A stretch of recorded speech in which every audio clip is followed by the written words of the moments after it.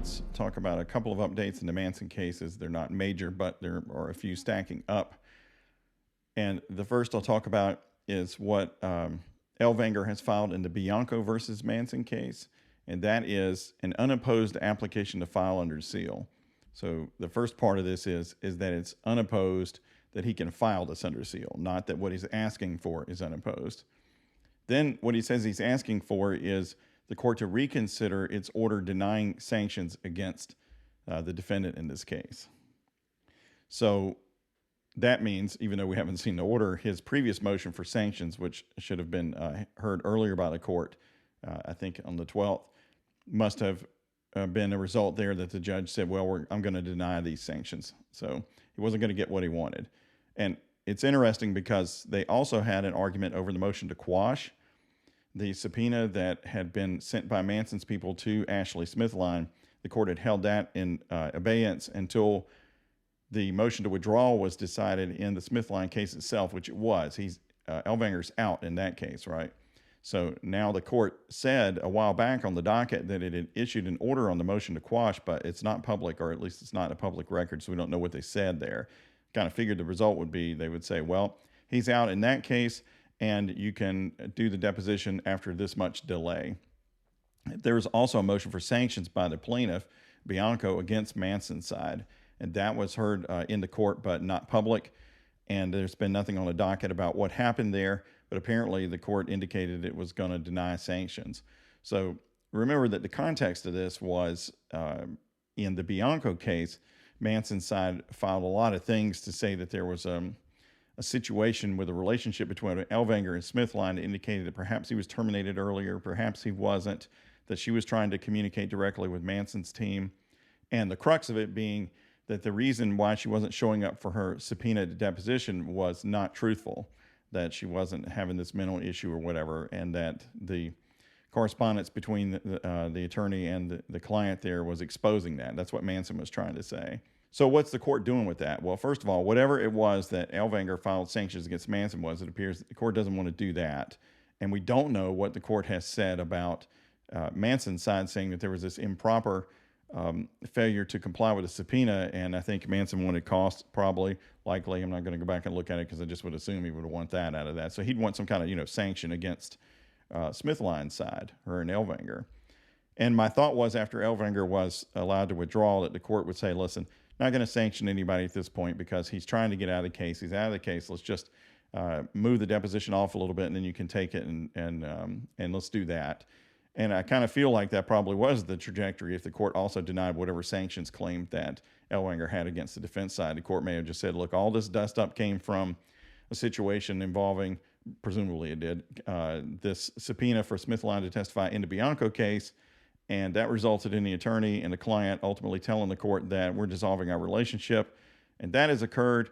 Let's just reschedule this deposition and put this behind us and go and sin no more, not sanctioning anybody at this phase of the case. I feel like that's kind of how this has landed, but I don't know it because we haven't seen the order on the motion to quash. We just know that Elvanger, through this filing, is basically saying he was unsuccessful in his attempt to get sanctions when he wanted it. So he wants the court to reconsider that. Now, one thing you don't do is tell the judge, well, I didn't like your order the first time, so just change it. You're going to need to show the court something pretty substantial and material, I feel, in order for them to reverse the decision that was issued to begin with. So something serious there in terms of facts or law, something that was missed by the court in an excusable way, maybe by the plaintiff side who was asking for the sanctions. But again, it's sanctions, right? So the court doesn't have to do that under most circumstances. I feel like it would be pretty hard to get them to reconsider that. I'm not sure why he's pushing so hard on that unless maybe there was something going on in this motion to quash order that was more negative to his side than I would read into it. So right now, stacked up is the sanctions thing, which apparently didn't go Bianco's way, but she's asking the court to reconsider it. The motion to quash that got an order, and we don't know what it says. And then the 19th, we're supposed to, or we're not supposed to, but the court is supposed to have a hearing, I think, on the Ashley Walters subpoena. So that'd be the third thing stacked up there, and then make some kind of decision on that. And you would think at some point these things become public in terms of the orders and what the responsibilities of the parties are, what they have to do about these subpoenas and things according to what the court says the validity and the arguments that were made against it and modify it and this, that, or the other. But as you see some of this motion to seal stuff in the Bianco case, you realize that there are not only evidence that you're not supposed to see and you don't see, but there's also arguments of the attorneys that relate directly to that evidence that you can't see. It gets filed under seal because of the confidential nature of the information that is underpinning what they're arguing about. So that kind of, and of course there are legitimate reasons to have things be confidential, especially early in the case. So I'm not quibbling with that. My only point about it is you have to understand there's information in the case that the parties are sharing or arguing about that you don't see, and so you can't know whether it would impact anything you think about the case or not. And a similar protective order already exists in the Jane Doe case. And there is an unusual situation right now slightly in the Wood Gore case that didn't have a protective order. And I thought, well, they'll probably just ride this one out all the way across the finish line to the anti-SLAPP motion and see what happens in December. However, there's a note on the docket that a protective order has been entered, but it hasn't shown up as a document that you can look at yet. So a protective order by itself is usually not some super secret document that you can't see. The whole point is you can see it so that it can be challenged by people and it can be upheld or denied or whatever. It in itself shouldn't be secret. It's the information that gets designated under it that would be confidential and held back from the public. So are we going to see the protective order expand over to the Wood Gore case? Maybe so. Maybe so, because there is a deposition that is noticed for Gore, according to the court before, and it could be Gore's position that some of the, even in the limited scope, some of the things that I'm going to talk about would be confidential for me, and so we're going to fight over that unless we can have a stipulated protective order. Could be the case that Manson is going to say there are things that I want to keep confidential or that I think the other side would. I propose a stipulated protective order. Because remember, the protective order in the Bianco case and in the Doe case, it was stipulated to by all parties, Manson and the accusers, and presented to the court, and then the order issued by the court by consent of the parties.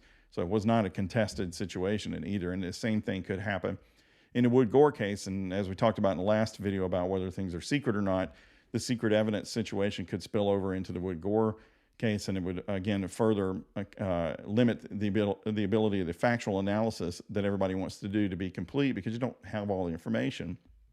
Maybe you know everything you need to know. Don't know why you'd want to know anything more than anybody has to say then. I just know I don't know everything. And so while I respect the fact that they may want to have things confidential, I also have to respect the fact that it limits my ability to know the material facts of the case, because something could be in there that could be important to how you perceive the case going forward.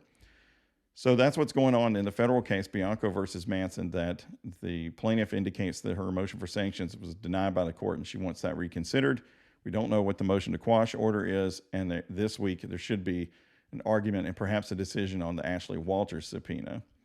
And on the Smith line case itself, remember, that's just on a timeline now where she has to choose whether she gets another lawyer, wants to proceed pro se representing herself, or whether she'll just decline and allow the case potentially to be dismissed. And in the meantime, we rock on to a deadline maybe a week or so from now that Gore's supposed to have her deposition on the limited a matter of her intent for the defamatory statements. And then the anti-SLAPP motion will be in December. So some of the briefs and arguments and further evidence will be filed in November. But now if a protective order is coming on, there's a good chance that the things you'd want to see out of that in large part might actually be under seal and we won't be able to. So anyway, that's what's going on right now. So if you got any questions, you can leave in the comments and we'll try and figure it out. I want to note on both of these items, the motion for reconsideration by Bianco, as well as this mysterious protective order in Wood Gore case, that hat tip out to the Manson cases. I think, yes, I am pointing in the correct direction there. On Twitter is where I follow her, and she gets the documents collected pretty quickly. I mean, really fast. How about that? It's like she's the clerk of court for all of these cases. Like she has a T1 connection directly to all courthouses and can immediately know what is happening in them. I can't compare to the speed that she's got. So if you want the fastest way to know what's going on in these cases, I would subscribe to her in whatever format you find her. Twitter is a good one, and you'll know early on whatever's happening in the cases. So like I say, there are people that are pro-Manson, anti-Manson, that in good faith trade information back and forth to keep each other up to date on the cases. And they even talk to somebody who's kind of in the middle like me sometimes. So I appreciate her doing that and keeping the public as well alert on what's happening in the cases.